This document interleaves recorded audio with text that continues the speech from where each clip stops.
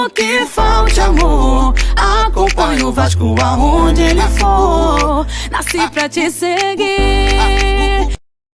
Salve, família vascaína! Sejam bem-vindos aí a mais um vídeo no canal. Eu sou o Thiago, você está no canal Vasco em Família. Se não for inscrito aqui, já dá aquela moral, se inscreve no nosso canal, deixa o like pra gente estar chegando a mais vascaínos e não esquece também de ativar o sininho de notificação para não perder os próximos vídeos e tá sempre por aqui dando aquela moral, deixando a sua opinião, o seu comentário, pra gente estar trocando aquela ideia de vascaíno pra vascaíno e, claro, repercutir aqui as últimas notícias do nosso Vascão e trocar várias ideias aqui, família vascaína. Por quê? Hoje eu tava acompanhando aí, né, tava mexendo no Instagram ali e vi um corte do Filipe Luís, lateral do Flamengo, falando aí do futebol moderno, de alguns conceitos. E aí eu queria trazer essas falas aqui do Filipe Luís, na época que ele estava comentando lá na Sport TV, a Copa do Mundo, e trazer para esse atual momento do Vasco. Porque se você pegar times anteriores aí do Vasco, esses conceitos de marcar pressão, toque de bola, ter jogadores habilidosos do lado de campo, a gente está longe disso há muito tempo. E aí eu quero passar esse pensamento aqui do Filipe Luís e saber de vocês se hoje, nesse atual momento do Vasco, com as contratações, o Maurício Barbieri vai conseguir aplicar esses conceitos modernos hoje do futebol. Porque eu acho que nós somos vascaínos, apaixonados pelo Vasco, mas a gente está cansado de ver um futebol medíocre. O Vasco atrás da linha da bola e jogando nos contra-ataques. Cansado disso, está enchendo o saco. E aí eu quero trazer esse pensamento para você ver se concorda. O Vasco vai conseguir aplicar esses conceitos de marcar pressão, ter jogadores habilidosos do lado de campo, tocar bem a bola e chegar ali na entrada da área. Maneira, uma resenha maneira falando um pouco mais sobre futebol e esse planejamento que o Vasco está montando aí o seu elenco. Família vascaína, trazer aqui também o jornalista da ESPN, Eugênio Leal, falando aí também desse atual momento do Vasco, das contratações. Para ele, o Vasco ainda está longe de ser confiável. Quero trazer aqui a opinião dele para também a gente colocar aqui a nossa opinião. Esse debate, Zé Comé também, que falou, ó, cravou, Juliano Bertolucci vai trazer a cereja do bolo, vai trazer o 10. As últimas informações aí do Zé Comé, ele vem acertando, ele vem cravando aí. Vamos aguardar quem seria aí o 10, a cereja do bolo que o Bertolucci aí pode trazer para o Vasco esse ano, família vascaína. Vamos repercutir aqui primeiro as notícias do nosso Vascão antes da gente entrar nesses debates aí, né? Porque o Vasco tava em negociações aí, né, com o Alex Duarte, o zagueiro lá do Cerro Porteño. A gente trouxe aqui a informação do Thiago, jornalista do Jogo Aberto, que o Vasco estava bem próximo aí de acertar com esse jogador, mas não entraram em acordo, família vascaína. Vou botar na tela para vocês, é uma informação do jornalista Matheus Costa do O Dia, que disse o seguinte, ó, o empecilho foi, o Cerro Porteño pediu 5 milhões de dólares aí, o Vasco achou uma pedida alta, né, tentou abaixar e o negócio não acabou acontecendo. Eles queriam esse valor aí em reais, dá 26.900 milhões na família vascaína pela venda do atleta, ou no final do empréstimo esse valor fixado acabou não entrando em acordo. E é mais um zagueiro aí que o Vasco não consegue.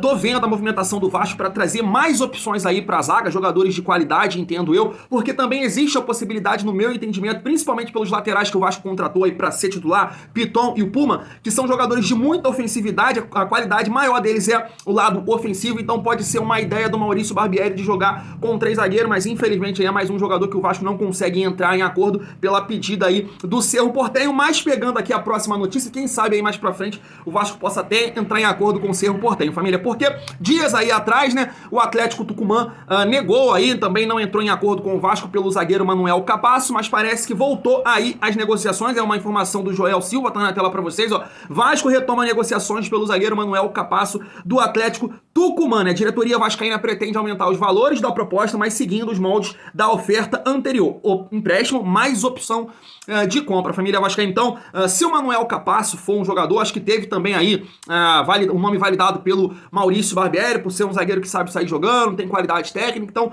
vamos lá, vamos torcer para dar certo, porque como eu tô dizendo aqui, o Vasco precisa de opções aí pro sistema defensivo. Hoje a gente conta aí com a nossa zaga titular, Léo e Bambu. Torço muito para dar certo, mas eu acho que tem uma deficiência aí muito grande, que é a questão da bola aérea. A gente ganha em outras questões, que é a velocidade, uma saída de bola ali interessante, mas tem que ter, eu acho que, o equilíbrio. Um jogador técnico, que pode ser o Léo, e um zagueiro mais alto para aumentar a estatura, quem sabe aqui, o Manuel Capasso, família vascaína. E uma outra questão aqui, que é o Zanocelo, né? A gente falou muito aqui do volante aí, que poderia substituir o Andrei, de boa qualidade técnica. Eu acho que seria um nome interessantíssimo pro Vasco contar esse ano, jovem, 21 anos, com certeza o Vasco poderia também aí, o jogador se destacando, contar com uma futura venda. A negociação não acabou acontecendo e aqui a fonte dessa notícia é o UOL e colocou os termos aí porque não aconteceu. Tá na tela pra vocês, família vascaína, ó. O Santos pediu aí, né, 32 milhões de reais pra negociar o Zanocelo, né? O Inter buscou contratar o Zanocelo, mas queria pagar esse valor aí parcelado. O Santos recusou. O Palmeiras tentou aí também buscar informações sobre o Zanocelo, mas também o presidente do Santos não quis negociar o jogador com um rival. E ali tá que o Vasco aceitou pagar os 32 milhões à vista, mas o Santos quis envolver a dívida que tem aí por causa do lateral Natan revelado no Vasco, aí as coisas não avançaram. Família vascaína, vamos ver aí, né, se realmente encerrou, porque a gente pega sempre como exemplo agora essa negociação aí do Manuel Capasso, que tinha dado uma paralisada e voltou. Então as conversas podem acontecer. Eu acho que o Zanocelo é um jogador interessante, resolvendo essas questões aqui. Quem sabe o Zanocelo pode vestir a camisa do Vasco em 2023, é sim um jogador de muita qualidade, aumentaria o nível técnico do Vasco. E aí naquela questão de buscar o 10, um jogador meia armador, essa informação aqui do Atenção Vascaínos pra gente trocar uma ideia também tá na tela aí pra vocês. Empresário de Manuel Reynoso pede 6 milhões de euros por transferência e salário mensal de 500 mil, né? O jogador atualmente está aí no Minnesota United, lá dos Estados Unidos, né? Um bom valor aí, né? 6 milhões de euros. Não sei se o Vasco estaria disposto a pagar isso por um jogador que, se eu não me engano, já tem aí 27 anos. Outra questão, né, família vascaína? As informações dão aí que o teto do Vasco, salário máximo, é de 500 mil. Pelo que a gente está vendo, eu não sei aí, não surgiu essas informações do salário do Orediano, do Puma, entre outros jogadores que o Vasco contratou, mas a gente viu aí que o único que estava ganhando isso, que chegou, que foi noticiado, mas a gente nem também sabe se é a realidade, foi o Pedro Raul, 500 mil. Eu entendo que o Pedro Raul foi a maior contratação do Vasco nessa janela e pelo fato de estar vivendo um bom momento, ganha esse salário. Então o Manuel Reynoso, para chegar no Vasco e ganhar 500 mil, o teto máximo aí do Vasco teria que ser um jogador para ser protagonista, para chegar e realmente e ajudar a família vascaína. Eu vi muitos comentários aí sobre o Manuel Reynoso, né? Fala que tá bem também lá no futebol dos Estados Unidos, mas talvez aí tenha essa questão aí que eu vou trazer agora do Zé Colmeia, falar que o Juliano Bertolucci vai trazer aí um camisa 10 e pelo fato aqui dele ter 27 anos, será que vale esse investimento aí tão alto? Não deve ter aí um potencial de revenda ao Manuel Reynoso. Pegando até o comentário do meu amigo aqui, que tá sempre comentando aqui nos vídeos, por isso que eu peço a participação, que eu leio todos os comentários pelo tempo, pelo trabalho, às vezes não dá pra responder, mas é o Maciel. E ele comentou: Thiago, o Vasco não pode só pensar em contratar jogadores com potencial de revenda, tem que trazer jogadores também pra ajudar a ter um time competitivo, pra potencializar os jovens também, ajudar a reforçar o elenco, e eu concordo plenamente com ele, mas será que o Manuel Reynoso vale todo esse investimento? Será que o jogador realmente que daria essa diferença técnica? Eu nunca vi o Manuel Reynoso jogar, então peço a participação aqui de vocês. Agora eu quero trazer essa questão aí que o Zé Colmeia colocou, né? Ele respondeu lá o Jorge Nicola, que deu as referências aí ao Zé Colmeia, falando sobre essa questão aí da cereja do bolo. O Zé Colmeia passou esse recado aqui, ó. Se liga só. Agradecer aqui o Nicola, que fez umas palavras carinhosas aí, fez um reconhecimento que poucos jornalistas fizeram, mas ele fez e tem minha consideração por isso.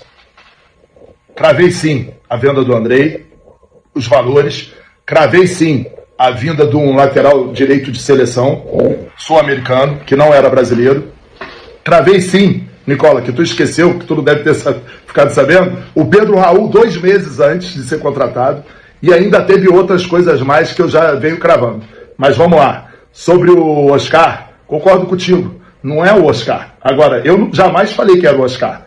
Agora, que o Bertolucci vai trazer a joia, a cereja do bolinho, pode acreditar e pode me cobrar. Aí, família vascaína, o Zé Colmeia tá com moral, tá cravando aí e as coisas estão acontecendo, né? Inclusive, hoje aí teve o anúncio oficial por parte do Vasco. O Andrei vai ser jogador do Chelsea, cravou o Orediano, cravou o lateral direito de seleção aí sul-americano, né? Então o cara tá com credibilidade, as fontes dele tá bem bacana aí, tá acertando tudo. Então, será que vai chegar esse jogador, né? A família vascaína aí, ele fala que nunca falou do nome do Oscar, e eu tava até acompanhando aqui na Transmarket, né? Os jogadores que o Juliano Bertolucci tem, e pegando ali as características, eu não sei se a ferramenta aqui, o site, tem todos os jogadores dele, mas eu vi os jogadores que ele tem ali, que podem fazer essa função de 10, é o Oscar, é jogador dele, o Natan, esse jogador que tá aí querendo ficar no Atlético Mineiro, mas o Atlético Mineiro não quer ficar com o Natan, pertence também aí, é um jogador do Juliano Bertolucci, e um outro jogador que poderia fazer essa função, e aí eu acho que a torcida do Vasco, não sei se ficaria feliz com esse nome, mas é um jogador jovem, o Renier, né, que foi revelado aqui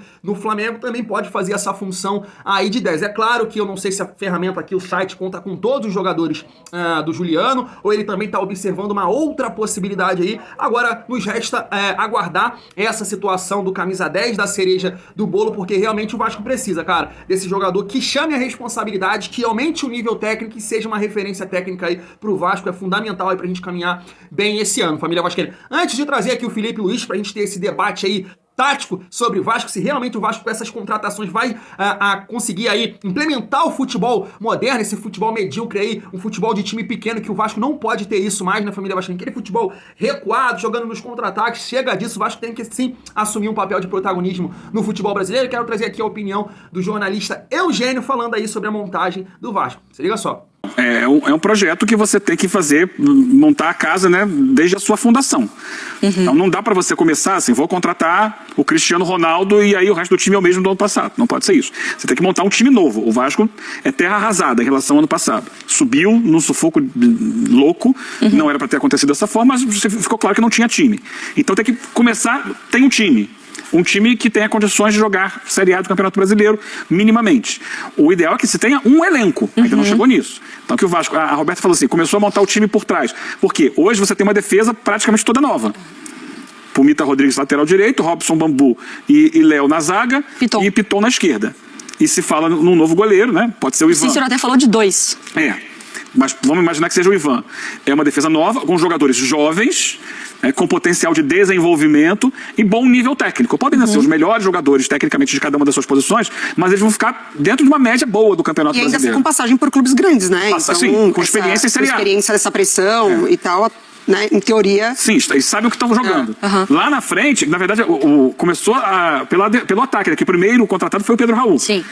O Vasco contratou o vice-artilheiro do Campeonato Brasileiro, jogador que foi citado, inclusive, né, pelo técnico da Seleção Brasileira e tal, que teve um grande... na época, o técnico da Seleção Brasileira, que teve um excelente desempenho no Goiás, um centroavante típico, né, um jogador de área, que vai muito bem na bola aérea, que tem corpo, que já não é nenhum jovenzinho começando, mas também não está perto do final da carreira. Então é um jogador que chega no auge da carreira para o Vasco.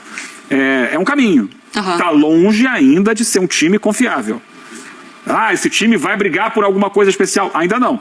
Tem que continuar contratando para montar pelo menos um 11. Não tem 11. Sim, montar um time, né? Tem uma defesa e tem um centroavante. Mas ainda pode aproveitar ali. Pode aproveitar o Figueiredo, o Peck, tem o Nenê, já com 41 anos e tal, que não dá para confiar que vai ser um jogador regular, mas é um início de trabalho. Esperar as próximas contratações, porque se precisa de pelo menos 22 jogadores para pensar em uma boa temporada.